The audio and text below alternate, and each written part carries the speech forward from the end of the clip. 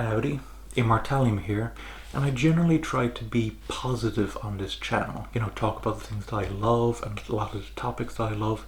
And when I review something, even if I don't like it, unless I find it utterly reprehensible, I generally, try to talk about some of the good things and, maybe some people might actually enjoy them, etc., etc.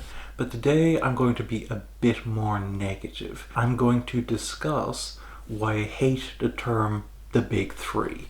Now, for those of you who might be unfamiliar with the term, the big three supposedly refers to some of the most popular manga of all time, and ones that are particularly popular in Western markets.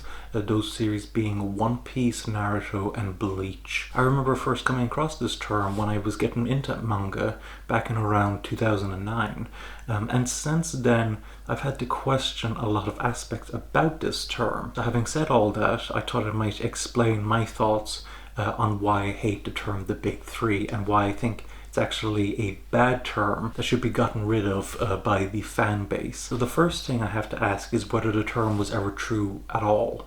Were these really the big three? Because when you hear that term, the big three, I think a lot of people kind of assume that they're the most popular manga or anime that are in the market. And this couldn't be further from the truth, at least with a couple of these titles. There is one, of course, that does actually fit that category. So let's start off with that one, and that is One Piece. So One Piece recently announced that they've broken over 500 million copies sold worldwide, and they are undoubtedly the best-selling manga of all time in terms of sheer units sold. So if you're talking about, the best-selling manga of all time, then yes, One Piece does actually fit that criteria. But then we move on to Naruto, which is the second most popular of those supposed big three.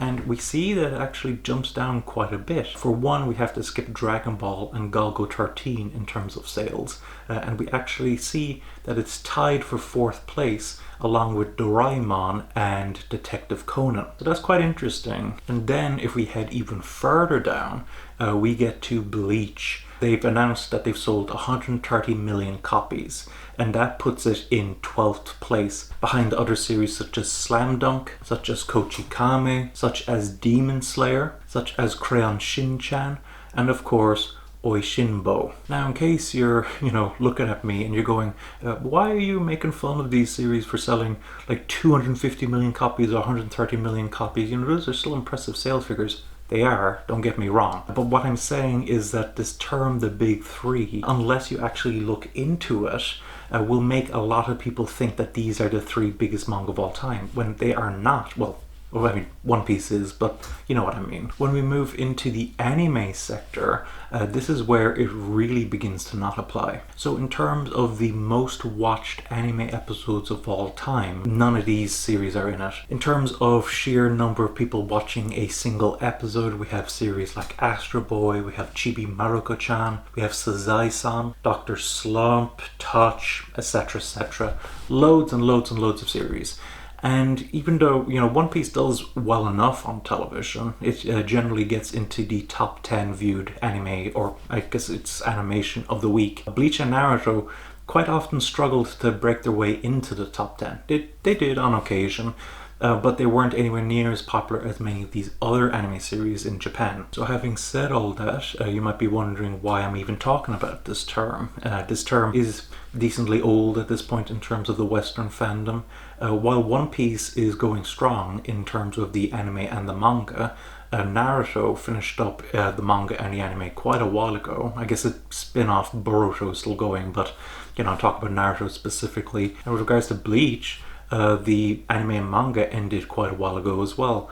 Granted, there is a new anime series. I believe the new anime is going to adapt the last part of the Bleach manga. But even so, I think it's fair to say that Naruto and Bleach, as popular as they are, there are so many other series now out there, like, Demon Slayer, like Jujutsu Kaisen, I think that's another one, Chainsaw Man, I've been hearing about that one, that have become quite popular in its place. And for a while I thought that people had kind of, given up on this term. But every so often on Twitter, I see people talking about the big three, this being One Piece, Naruto, and Bleach, no changes. And quite often when they use it, they're usually, not always, I will grant it, but usually are using it in a kind of a derogatory way, or they're meant to kind of imply that someone else isn't good enough. Oh, you haven't watched or read these. And I think that's sheer foolishness, because there's so many important anime and manga out there that you don't need to have necessarily read or watched any of these. If you want my own personal thoughts, I have read a few of these, not in their entirety, as well as watched some of the anime, and I enjoyed them for what they were. But if you're going to ask me some of my favorite manga or anime of all time, I don't believe any of them are going to make that list. I don't even know how this term Big Three came about. I don't know who coined it. I don't know when they coined it or why. I can only assume that it was because Naruto, One Piece and Bleach were all quite visible in the Western fandom, and so they decided, oh, we should call these the Big Three. But ultimately it's an archaic, and even worse, it is a term that creates misinformation. A lot of people will get confused by hearing this term referring to these three particular franchises. And so ultimately, what is it that I hope to achieve by making this video? Well, for one, I would like people to kind of think about it. There's probably a lot of people who use the term Big Three just because, that's the term they've always been using.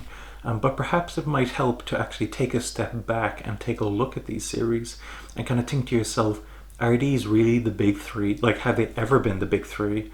And if you decide that they were, then are they still the Big Three? Are there not other series that have kind of succeeded them now? And more importantly, what is it you try to say when you use the term the Big Three? Are you using it just to, kind of talk about these particular franchises?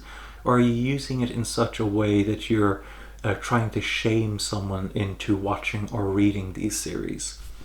That's just kind of my thoughts on the matter. So ultimately, that's why I hate the term the Big Three. Of course, I would absolutely love to hear, as always, your opinions on all this. I mean, what are your thoughts on the Big Three? Do you agree that the term is both outdated and causes misinformation? Or do you disagree with that? Do you think it's just as relevant as ever? And if you think so, why? Do you have any idea how the term the Big Three started? That'd be something I'd be really interested in. So if you know, of course, let me know about that. What are your thoughts on the way that people refer to these anime and manga? Do you think that people sometimes use the term to try to shame other people, or do you think it's a normal enough term that should be used? And of course, if you have any additional information about the Big Three, about manga in general or anime, please leave it in the comments below. And of course, if you want to support the channel, I would encourage you to use my Amazon Right Stuff affiliate links in the description below. When you purchase an anime or manga through those affiliate links, not only supporting me, not only supporting the channel, but you're supporting the anime and manga industry. So I'd highly encourage you to purchase your anime and manga through those affiliate links. Thanks for watching. Don't forget to comment, rate, subscribe, and bye bye.